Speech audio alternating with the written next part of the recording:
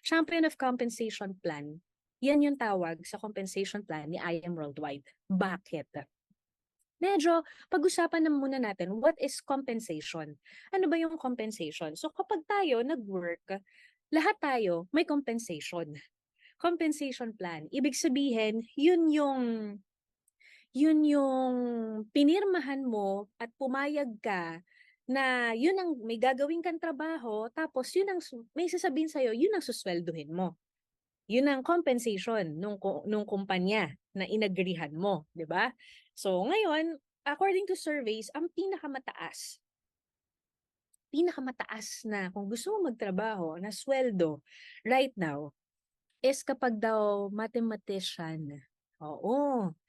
Pag sa ibang surveys, tinignan mo, doctors, yan din. Yun daw yun. So, maganda, di ba?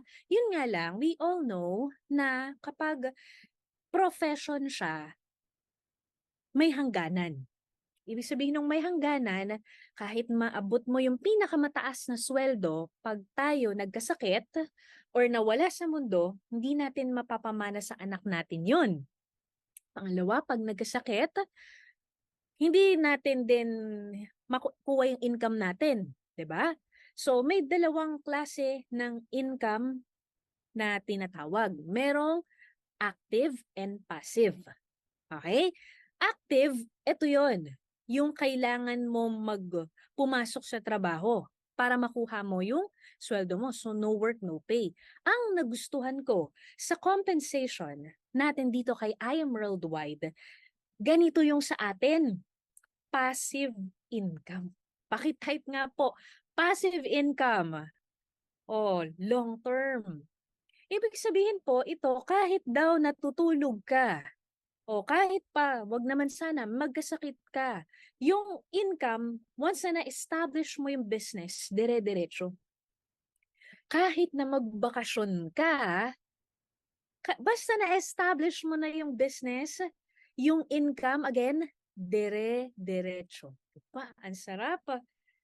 Diba? So, ganun po yung ating compensation plan. So, hindi siya, kailangan maintindihan mo as early as now na kung magkano man yung cheque mo ngayon, hindi ibig sabihin na yan na yung cheque mo forever. Pwedeng tumaas pa yan. Pwedeng mag-times 10 yan. Pwedeng mag-times 100 yan. Oh, who knows?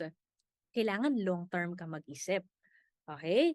So, thank you sa mga nagko-comment kasi natutuwa ako pag may nagko-comment dahil nakikita ko na may nanonood. May kausap ako. So, thank you so much.